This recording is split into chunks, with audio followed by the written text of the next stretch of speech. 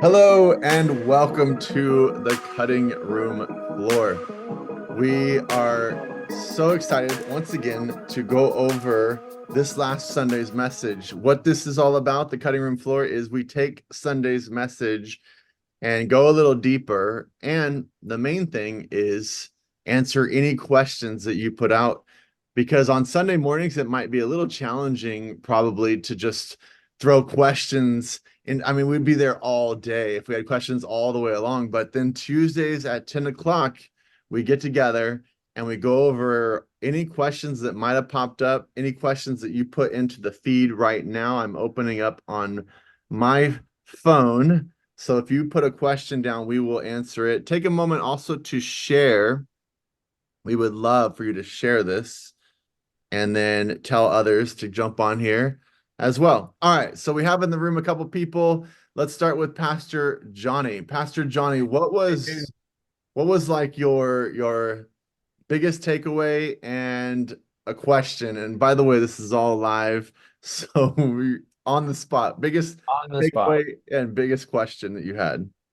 Well, I think there was a moment you were sharing about you put up a photo of your wedding day picture between you and your wife, and you were just talking about how well you knew her, how just on the same, like, so unified with your wife, where you could, see her lip quiver across the room, and you knew exactly what she was thinking, or how she would think if she was in a room with you. And you brought that into the fact that those moments came from not being busy, from not even doing things for her, but being intimate with her.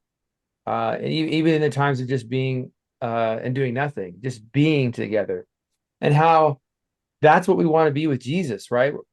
We spend so much time doing things unto the Lord that we don't just spend time with the Lord and just being intimate and still before him.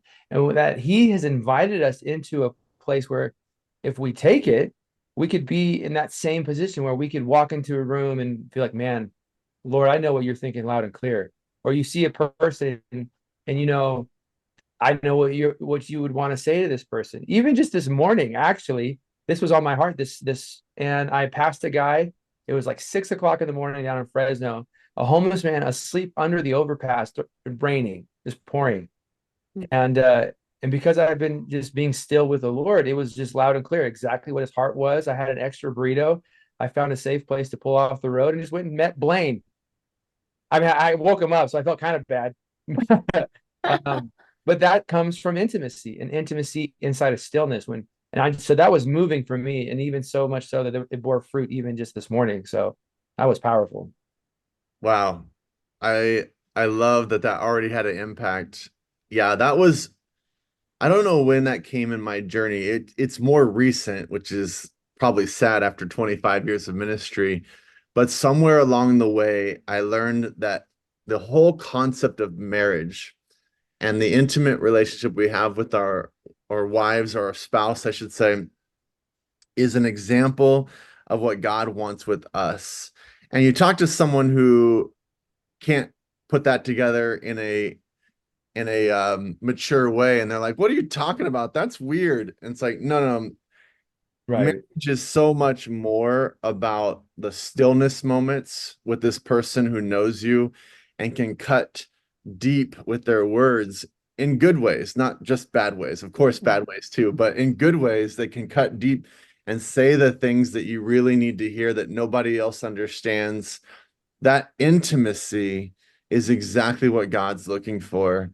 When that sort of clicked, it changed everything about marriage. It made me want to put the marriage conference on every year Mm. because people don't understand what marriage really is. It's symbolic relationship that you are representing also that you have with Christ, which is why the enemy attacks it and attacks it and attacks it because he Right. knows that is the thing that's going to make us understand God.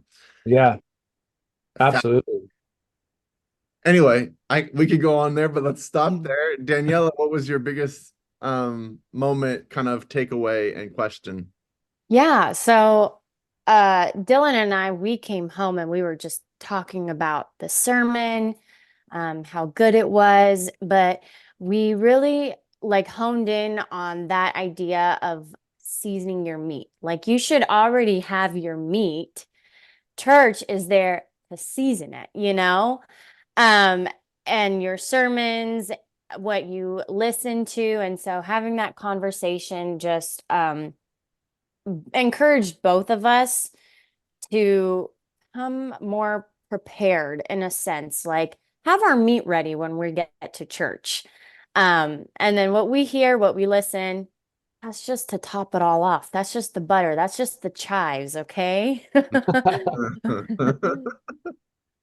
So I love that you are saying this. I have to be really careful because there are a lot of silly comments pastors, Mm. and that's one of them that we get a lot where, yeah, it's just I need more meat in my sermon. And I'm like, oh, that is such an immature. It Mm-hmm. it's so weird because the most immature people say it and they actually think they're the most mature. And so I really have to be careful because I don't say that to their face and I don't want to call anyone out in a sermon. I just don't do that. But every once in a while, I'm like, okay, there needs to be an understanding that, like, I go visit other churches once a month and I go to a random church and I'm going to that church because I kind of just want to see other churches. And my whole thing is I want to see other worship. I want to see how they do first touch. I want to see how they do children's ministry. So I really study other churches. And then I enjoy the message, but I get very little out of the message because why would the speaker be talking to me? I'm actually in my word constantly studying deep. I'm getting my own meat. And so every once in a while, a speaker will say something and I go, oh, that's super interesting. I've never seen it like that before. That's seasoning. Mm. Rarely am I gonna like that. That's kind of the abnormal moment. The most of the sermons like, oh yeah, I know that story. It's a good story. It's a good story. Yeah. And it's good when, you want to show up to church and be like, oh, I want to learn more and I want to do this. And our sermons should be heavy and, filled with details and everything. But what sometimes people don't understand is that those that attend church not always on the same level as where, somebody who has been in their walk with the Lord for 10, 15 years is at that level too. So, as a pastor, I'm assuming you have to be careful because you can't be preaching something to somebody who has walked for 15 years with the Lord versus somebody who's walked 6 months with the Lord. They're not going to understand that same Mhm. idea, that same message. What somebody might take from it is not. So you just got to be careful with that and understand that not everybody is where you're at in your walk of life or your walk with the Lord. Yeah. I think too, it's also comes down to ultimately, you, Pastor David, and us as leadership are going to be held accountable to how are we being obedient to the vision and the mission and the field that God has called us to. And so we're making these conscious choices because we believe we're doing what God has asked us to do to reach who He's asked us to reach. We've also set up systems, Bible studies, growth groups, and opportunities for people to have these deep, meaty conversations and Bible studies and things like that. But as a whole, I mean, and not every church has the same methodology. Some people feel like they have been called to their Sunday morning purpose is to just go so deep and profound and abstract and as out there as possible. And they're reaching the people, large or small, that they are feeling they're called to reach. And so I think for us specifically, being an interdenominational church and one, if not the only church in this area, we're casting a wide net, and we're not just being shallow, like uselessly shallow, but we're also being mindful. We're trying to invite people into discipleship. We're trying to introduce people to Jesus, not drown them in Jesus, but then also still creating opportunities for those who have followed the Lord their whole life and still come and once we get our congregation around the idea of like church isn't for you, right? Church is obviously for exalting Jesus and for loving others. And Mm. so getting the attention off of themselves, like you said, is a sign of immaturity, and onto others, and being a conduit, a channel in which God would use them to minister to others, right? Whether through prayer or a prophetic word or whatever, like fill in the blank. Hey, God, this verse meant a lot to me this week, and I just feel like I want to share it with you. When church moves from being about me and what I think I need to, Lord, thank you, you are so good, and what do you want to do? Then me is just happening all around all the time. And it comes around, I think, us obviously being articulate with the culture that we feel God has designed this place for. You know what I mean? Totally. And I think you're hitting on a really, really important point that we didn't make on Sunday. So that's exactly what this podcast is for. The cutting room floor, the parts that don't make it in because you only have a certain amount of time to try and keep it on one subject. If you are just hopping in here, make sure you take a moment to hit the like and then share. And then also let us know if you have questions and we will answer those too. The cutting room floor that's being hit here is what is the point of church? So the subject matter on Sunday was stillness, and in our moment of stillness we're building intimacy. And so all of that pushes us into creating solitude moments with silence and stillness so that we can have a greater relationship with God, going deeper and deeper and deeper. What's on the cutting room floor is people's misconception of church. You actually should never miss church, but not because you're going to miss some message or sermon. No, it's to worship with people. It's community worship, which the Bible speaks of this love relationship that happens in worshiping as a community. Two, it's to use your spiritual gifts. Most spiritual gifts have very little to do with you and more about what you're doing for someone else. And the church, like half of the gifts can really only be used in church. They're just, it'd be weird if you were using certain ones outside of the church. You totally could, but some of them are really about church experience.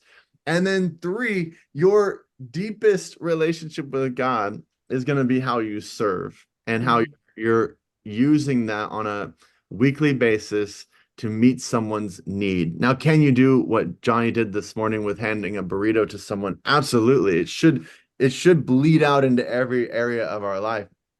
But here you are with a built-in service each week to come in there and think about, okay, what purpose? How can I serve today? I never want to miss Sunday morning to have that opportunity to do that. And what you're hearing here is the sermon's like the last thing on the list. And I'm the speaker, and Johnny's the speaker, so that's hard for us, but we have a different mindset. There's 6 generations in that room, and there's people who've walked in for the very first time and know nothing. And there's people in that room who are 60, 70 years old and been in church since they were a child. How, as a speaker, am I talking to both of those people at the same time? Yeah. It is complicated. And so we are intertwining a message that's going to reach totally different cultural people, like what they're dealing with in life. Teenagers who are dealing with something very different from empty nesters and widows. Widows are in that room. Widowers are in that room with people who are just now dating and about to get married. Like that's what we're dealing with. So the message is a complex thing and has like little to do with why you're there. Does that all make sense? Yeah. Too much? Yep. No. No, it's good. All right.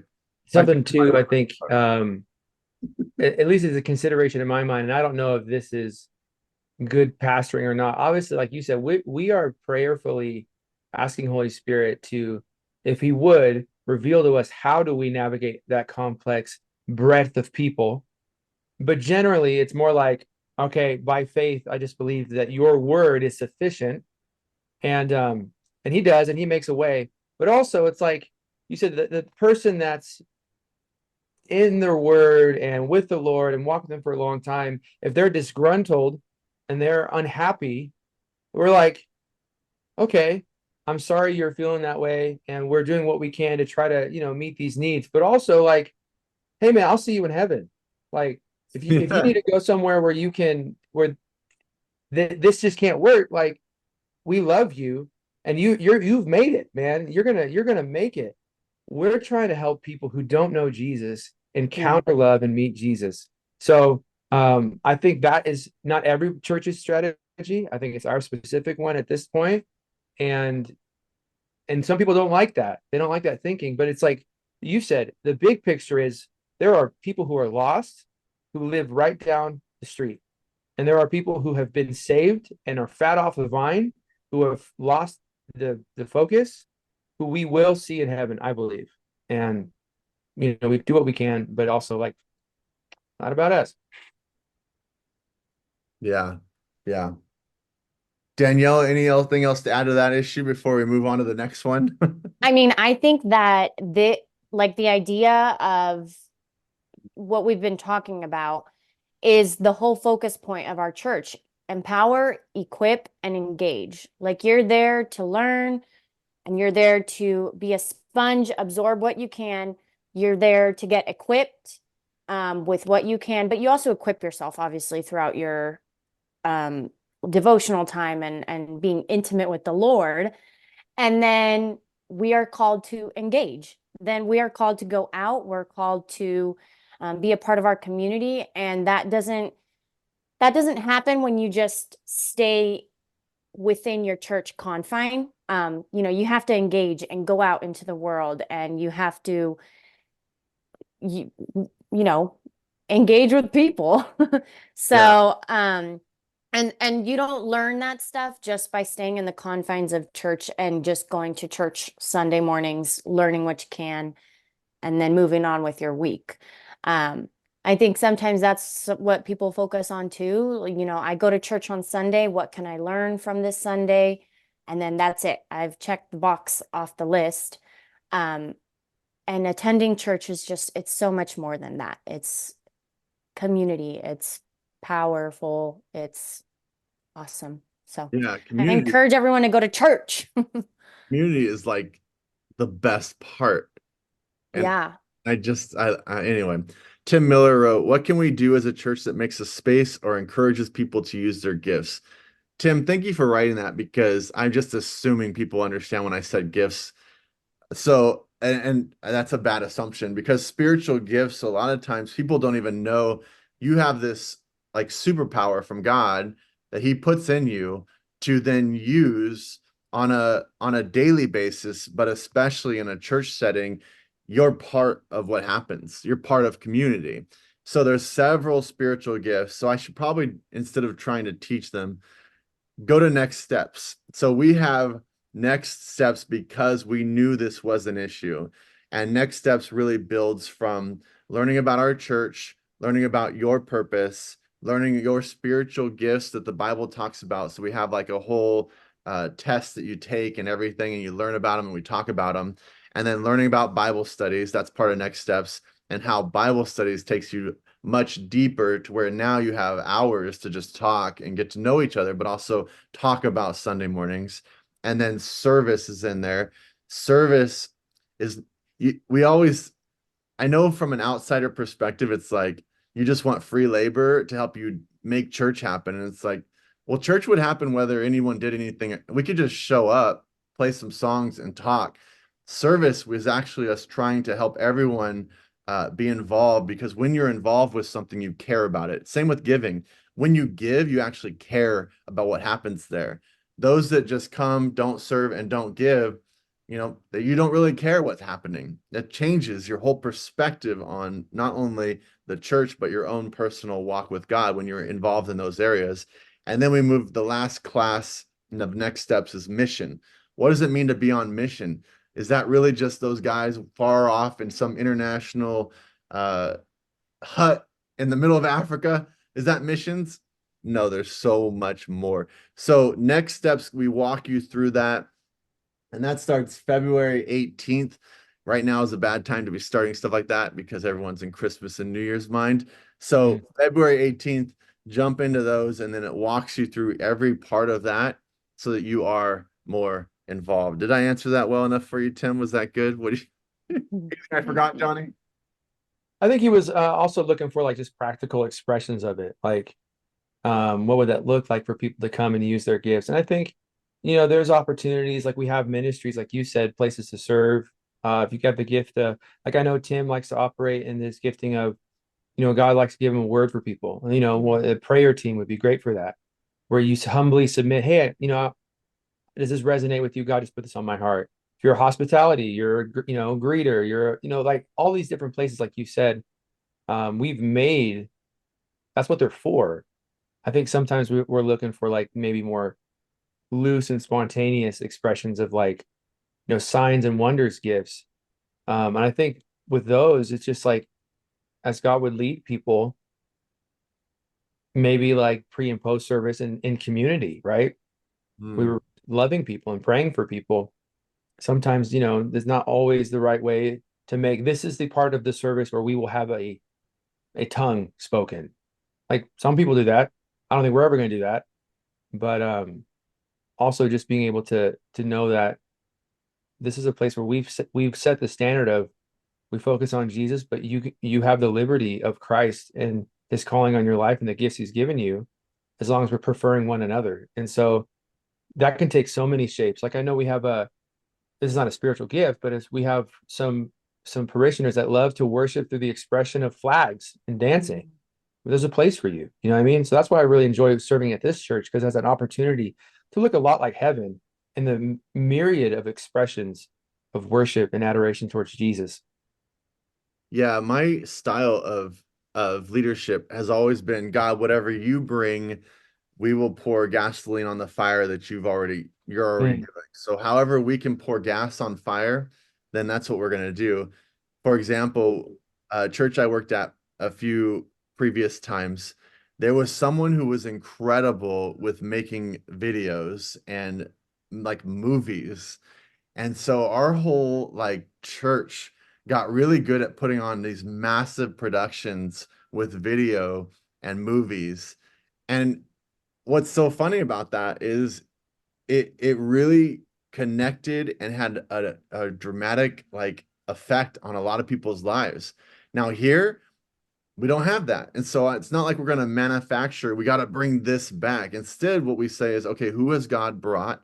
So you talking to us and being in Bible studies and going through next steps and sharing who you are, then we go, okay, how can that gift that you have be used in some expression of your faith here and in this community? And we want to pour gasoline on that. So that's how it really works. The more we know about you, mm. the Yeah, more that's good. that we can see this community just do some really cool. Yeah.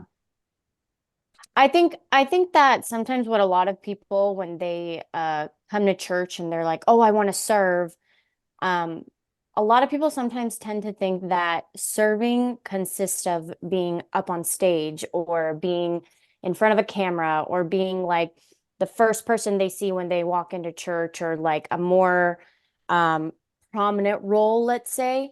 But what a lot of people don't understand is that the church is in need in every little area. So I mean, if you're a good painter and you want to come paint the church and offer your services, that's, offering your specialty to the church. If you're a great weed eater and you just want to come weed eat the church around, that's offering your talent to the church, to the Lord. And as silly as that sound, but like these services and your talents count no matter where. You don't have to be the best speaker. You don't have to be the best reader. You don't have to be the best, you know, um, provide prophecies and words. It's just about letting the Lord use you in places you might not even think you might be useful. Mm. Yeah, I love it. The other comment on here is Cody's. I don't know what that means though. I think that's you and Johnny have some kind of like I don't get it either. I was just gonna ask him later. I punch might him. have said something and he's making a joke, but I forgot what I said. All right. Well, if you're in here watching, and we thank you guys for being here, Buffy, Sandy, Leah, Tim, Cinto, Cody, Teresa, John, so many. Make sure you're making comments and questions because that's what this is all about. Having that time for you to ask questions. The takeaway for me, there were two. One I covered, I think, well enough, and the other one I didn't. So one was empires.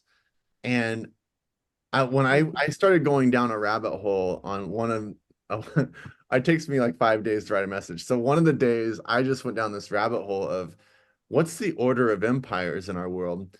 And then I realized, oh my gosh, there's so many. And I had to put them in order going, okay, that went there, then it went there, and then it went there. And it's just a rise of an empire and a fall of an empire. That's the history of our world. And it just sort of blew my mind that this isn't new.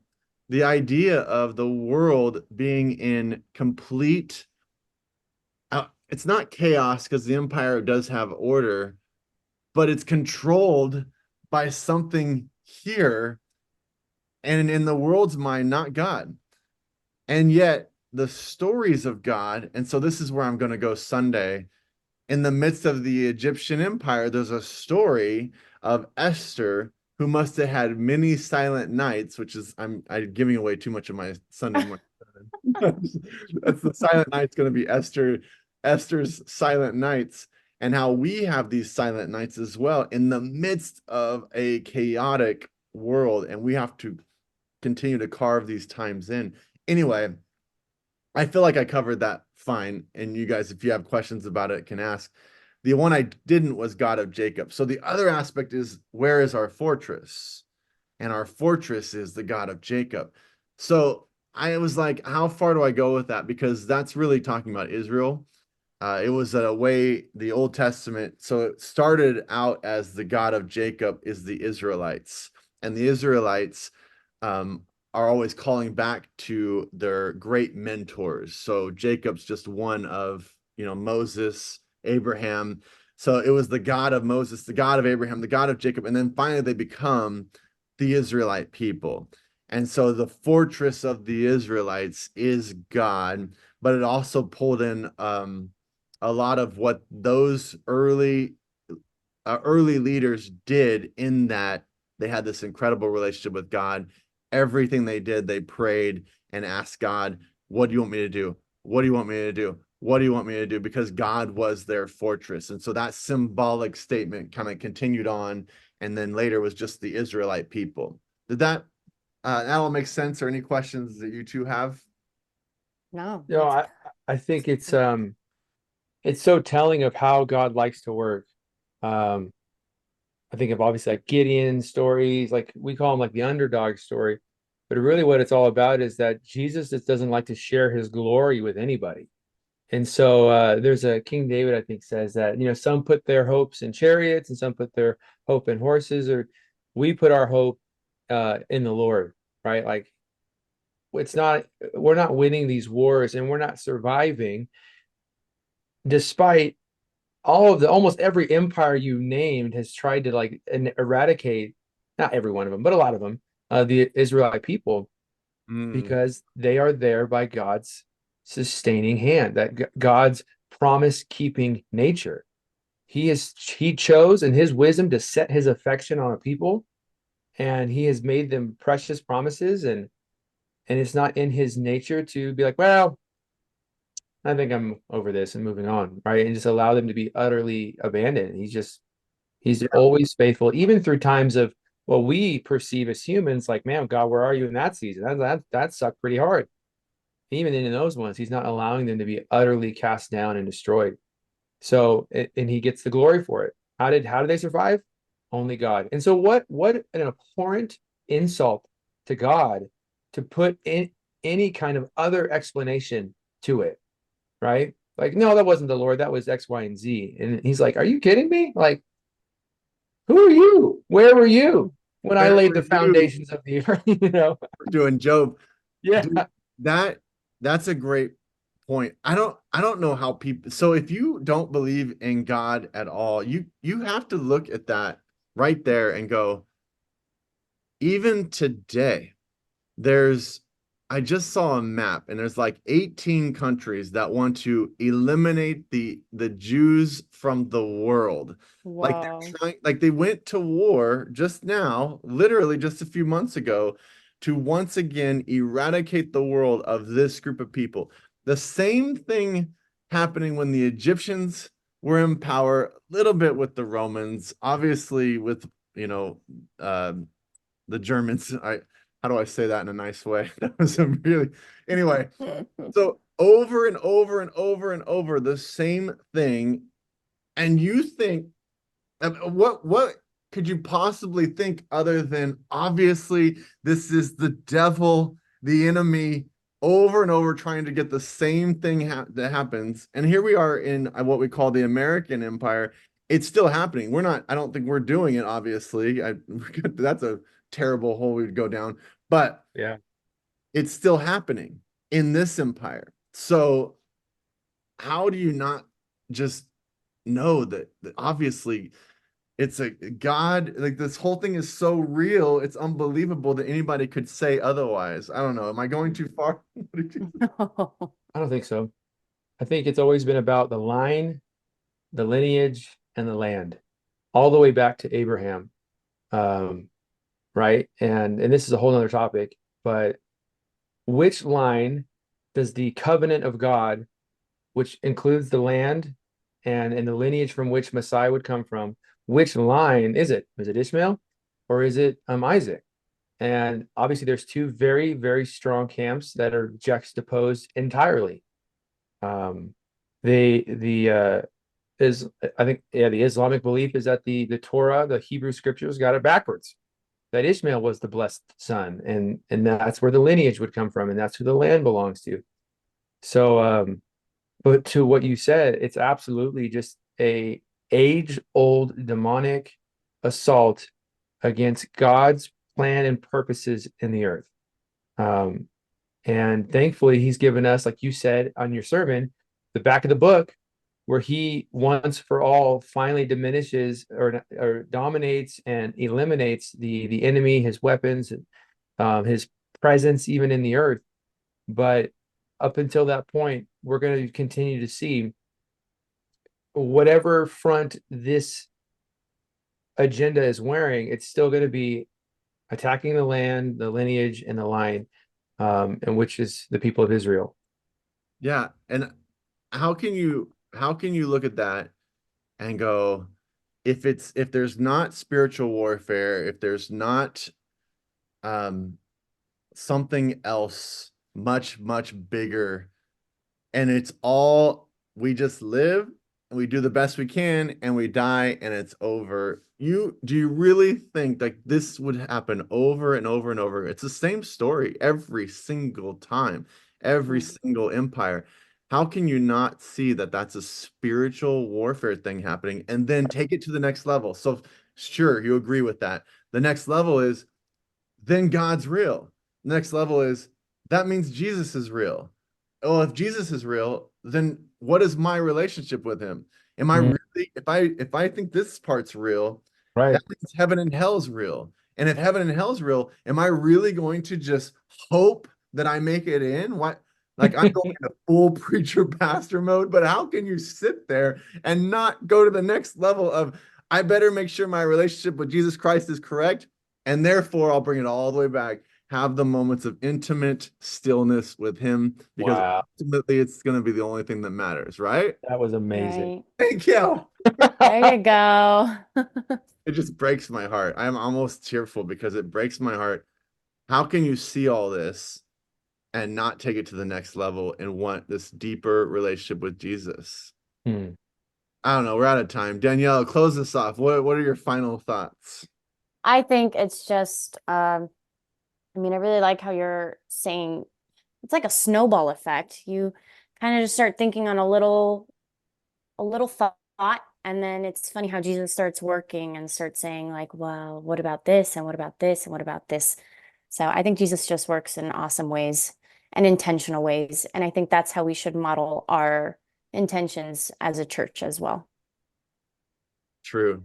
Johnny, any Yeah. final thoughts? Nope. But I'm excited for our covenant series where we're going to get into all that a little bit more next year. Yeah. Yeah. So starting January 7th, right? Yeah. We're going to all the Old Testament covenants and what they mean, because they feel like they're just for that time, but actually they mean a lot for this time too. And so can't wait. We're going to be going through that. I know I threw a lot out, so if you watch this later, throw your questions down, throw your comments into the notes, and we will follow up with just commenting to your comments. And this Sunday, it's Christmas Eve. That's my dog Jazz. There must be Amazon coming up to my door. What was I saying? Oh, Christmas Eve, 9/11. We will finish off this series with Silent Night, kind of put it all together, have a candle lighting service. We have a special drama we're doing, the choir singing. It's going to be packed. Bring someone with you. And continue to share this with others so that 10 o'clock on Tuesdays, we go a little bit further, expanding on the message. I want to thank everyone for being here. I see a few more of you popped in. Thank you for being here. Like the video, share the video, do all that stuff you're supposed to do. And we'll see you this Sunday. See ya.